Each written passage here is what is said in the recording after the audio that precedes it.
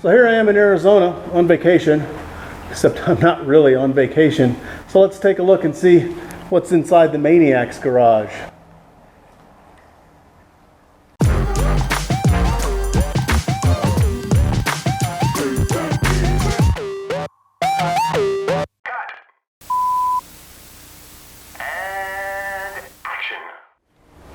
Hey everybody, it's James. Welcome back to Rattlecan Fab Shop, and I am in Arizona with a friend of mine, John Malozsak.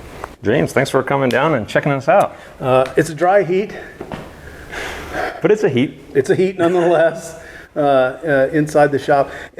So first of all, if you guys don't have any idea what's going on, you need to head to Maniac's Garage, and you're on all social medias. Yeah, Maniac's Garage, YouTube, Instagram, and Facebook. Yep, the YouTubes. And if you are like me, and I'm sure a lot of you are, and you enjoy binge watching or watching a process, any kind of process from an idea to execution and beyond, this is the channel, because John has done something that I don't know if, chassis swaps are not unheard of.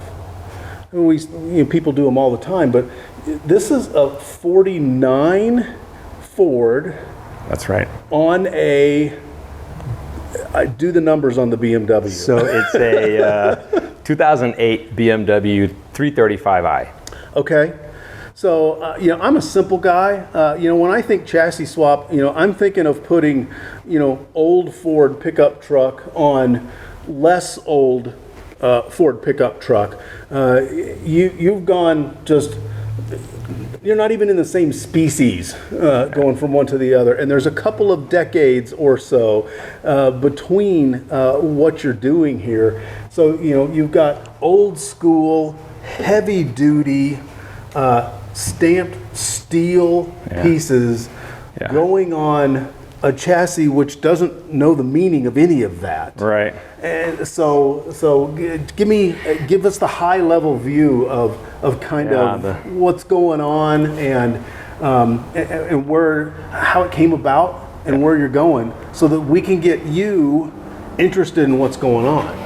Yeah. So I think that, it's more than a couple of decades of difference, right? It's about 72 years. The 2008 BMW, but 49 Ford, 72 years old at this point. So I was aware of the various, chassis swaps out there, body swaps out there, and I really just wanted to do something that was just very unique, very different, a little controversial, obviously obviously not a purist. Yeah. And, it's going to ruffle some feathers, but that's okay, because the car is really built, it's a personal kind of project. It's a personal vision, but it's really meant to be out there, not in any one segment, not in any one specific arena, It's really a kind of a social media, kind of a, just a car that can be out there and be kind of admired, across the board. It's a crossover thing, because you've got the old school guys looking at the old metal, as we call it, who, will look at a car like this and can instantly tell it's a 38 from a 39 because of X, Y, or Z. The fender's a little this way, or this one has a light that goes this way and not this way. And at the same time, you've got guys who are like, oh, what's the millimeter on that turbo? Oh, well, what's the PSI on your wastegate? And so now you have these two kind of segments of cardom that are now intersecting, who may not have intersected before. Yeah, and I think, that's really, you hit that right on the head, because, and I've built, obviously, so this is not my first build, right? No, we'll roll some footage. So it goes back 30 years-ish, and built different, types of vehicles that fit different segments. And I think I realized, and kind of coming out of that at this point, I was like, I really wanted to build something that's going to cross over, just like you said. Yeah. So, the first thing is you roll in anywhere, and it's apart right now. We've had it together at one point. We're finishing some things up. We'll go back together again. But, you roll in, and you're right. The older guys will notice the 49 Ford. They know the 49 Ford because of the single bullet grill. Right. And they notice it's chopped, and that was a hot thing to do with the 49 Fords, 50 Fords. And so they appreciate that. Then of course the turbo sticking through the hood, so there's a conversation piece. Right. And then you got the younger generation out there, you know, and we pull in and we have these really wild wheels on it. We have this really wild body kit on it, you know, aero package. And then, you know, the car is an unfinished, you know, kind of the finish is unfinished. Right. It's meant to be unfinished. Right. And so it's this Mad Max post-apocalyptic, you know, which is just, you know, it's just intriguing, you know, for most people. So and that is a visual style that goes back to Mad Max. Right.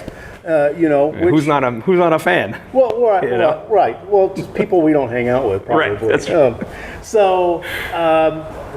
Very quickly, what I wanted to, I guess the question that I really wanted to ask is, say if you are a young kid or even an older, an old fart like me, and you want to, you see this and you're like, man, that's cool. How do I get involved in something like that? You know, do you just start networking and hanging out with guys and saying, like in a lot of the trades, if you want to get in to a trade, you got to pay your dues and you got to sweep your floors and you got to wash parts and stuff like that. Is that still a viable way to, you know, get interested in something like this, so you can prove that you have got a little bit of gumption and maybe somebody wants to, as we say in certain fields, pour some love into you? Well, so disclaimer, you're not that much older than I am, if at all. So let's just get that out of the way. Yeah. But so to go back, so for me, when I started with this, so first of all, you got to know what you're into, right? So you're going to know what you like and what you're into. I knew from a young age that I was into cars, right, and there was no denying it. And so, you know, drawing them, doing the model cars, doing all that, right? And I think, you know, once I got my license, you know, I couldn't leave a car normal, so put wheels on it, do things. So you start, you know, with just the basics. You know, you're gonna do some bolt-on stuff and you're gonna do that. I got involved in a car club that was a good, healthy car club. You know, we went to car shows, we had, you know, cruises. And where was this located? This was in Southern California, so, you know, there's a little bit of disadvantage there, I guess, is maybe for some. Right. But you can find that. You know, we're in Tucson now. The car scene's not the same, but there's still a really good car scene here. Sure. So you can find a car scene. Yeah. And so we got involved with that. So you kind of, you know, you have people of like mind, you know, around you, like-minded people. And I did end up going to work at a shop at a young age, and I didn't really know anything. I didn't know how to weld. I didn't know anything. I knew I wanted to do some really wild project, and you can drop in an insert here. One of the first wild projects I had was a 1979 Volkswagen Scirocco that I thought I would stretch and make it into a 6-wheel going door, you know, monster. And you know, and so you started off subtle. Yeah. Well, you know, that was, you know, I did the wheels, I did the lowering prior to that, and did all that, and then, you know, finally got to that point, and so I started at this shop, and, you know, really just like you said, pushing the broom and, you know, just cleaning up, and I traded time for the shop owner to show me how to weld and show me how to do this, you know, lightweight fabrication to kind of start off with. And then I ended up really picking up the trade from there, learned it. I really loved it. I would still probably do it now if I didn't need to, you know, make money and support a family. Yeah, because it was a hobby, you know. There's other things I've got going on in life. Yeah, and that's interesting that you said that at some point this guy, even though he was getting labor out of you, saw that, you know, if I put a little time into this kid, he understands. He wants to do good things. He wants to learn. He doesn't mind getting dirty. He's cleaned my toilet. I mean, how can I say no to this kid? That's right. You know, type of free stuff. labor, you know. Exactly. Start off. You know, and we're all at a great advantage today because we have this wonderful thing called the interwebs, which we didn't have, when we were kids. Catalogs and magazines and. Yeah, you know, it was the J.C. Whitney catalog, and it was the Deals on Wheels. You know, that's where you got a lot of ideas for stuff. You know, a million years ago, but now you can watch channels. Junkyard Digs, or you can watch Vice Grip Garage, and you can see guys going into the middle of a field and finding something that doesn't work. And even though there is entertainment value in that, there's a lot of learning from just sitting and watching somebody go through the process of, okay, I've got a battery in this thing. What is my order of operations? Like math class, kids, order of operations matters. Because it doesn't matter how rich or fuel or rich or lean your fuel mixture is if you can't get spark to it. And if you can't time that spark, it doesn't really matter if you can't get a battery going. And that's stuff that you learn just from doing stuff or watching people and kind of paying attention.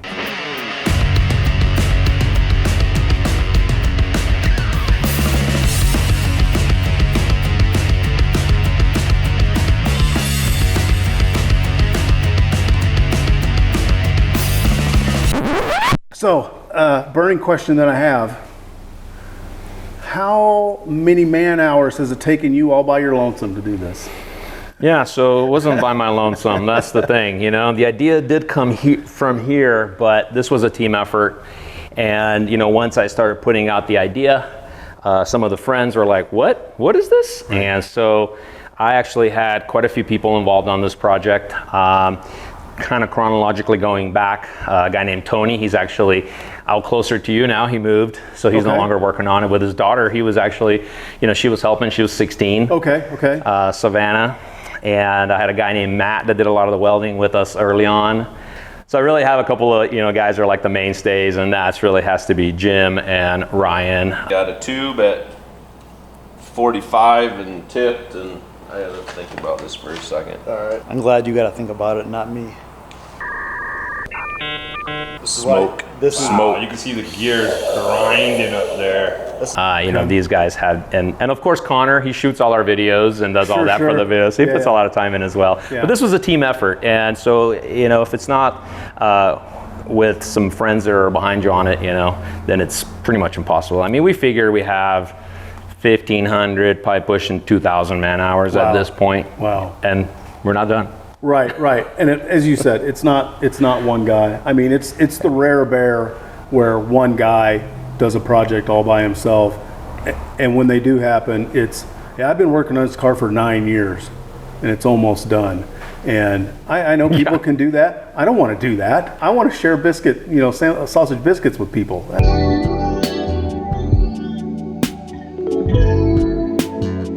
That's what I want to do. So it's cool. And here's another quick question: do you think it's important especially as a fabricator, to be able to know when to really push at a skill that you're not totally comfortable with, and at what point to go, I need some help? Yeah, it's okay to ask for help, and it's okay to step out, because you're going to be limited, I mean, this is not a full-time shop of ours, so we're limited on tools, we're limited on knowledge, time, and so, push as far as you're comfortable pushing, but it's okay to say, hey, I need help, and really reach for that help, because that may be the difference between getting stuck and never finishing, and pushing through, and getting it done. Favorite welding process?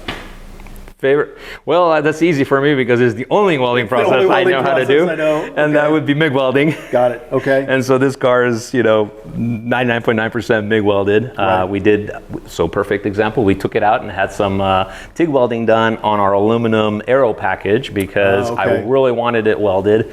And of course I wasn't able to do it. And so that's a good good time to say, hey, I need help.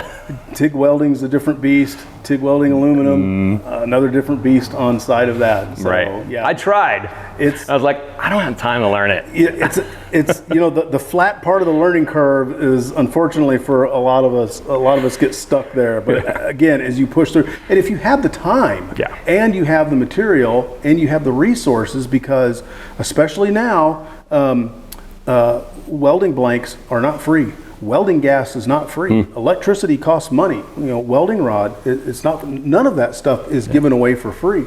So, helpful hint: if you guys are going and taking an evening class for like an intro to welding, like I originally did, or if you're going to a welding school, do not be the kid that goes to the instructor and says, hey, I know this was my assignment and I'm done. I've only been here an hour and a half. Can I go now?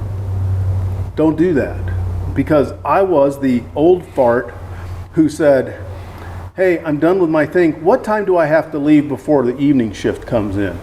He said, they're in at 4:30.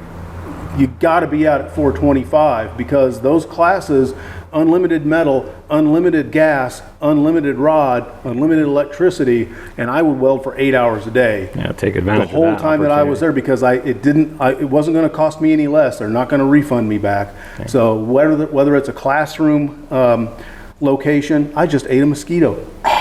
Was it good? No, it was a chocolate, and I'm a vanilla guy. Or if it's somebody who's willing to take you in and say, if you'll wash parts for an hour, I'll show you how to make button welds with a MIG welder.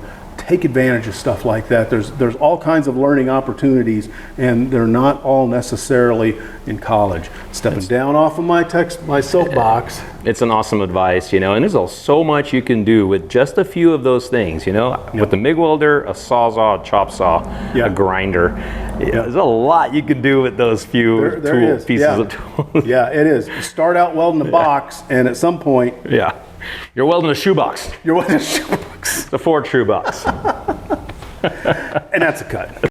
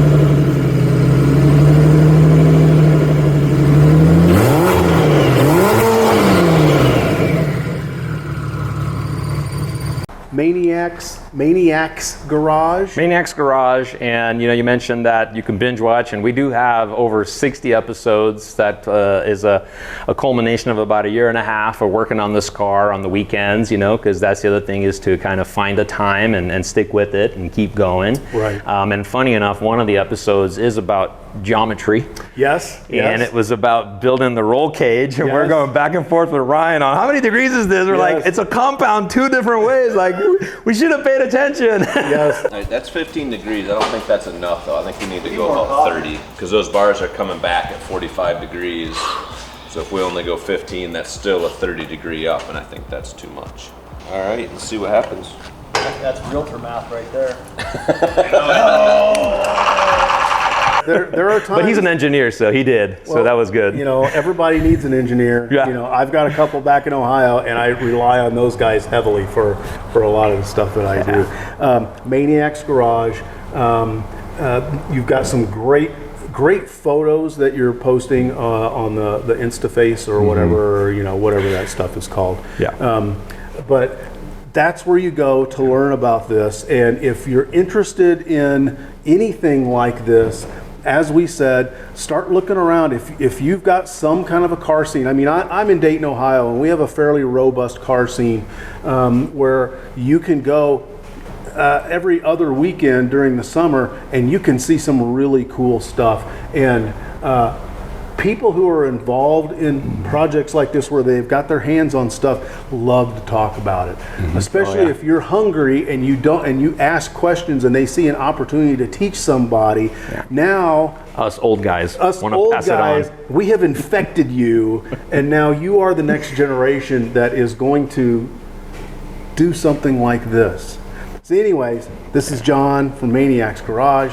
I am James. It is hotter than snot in here. We're going to get into the air conditioning. If you got comments, put them in the comment section down beneath the sermon notes.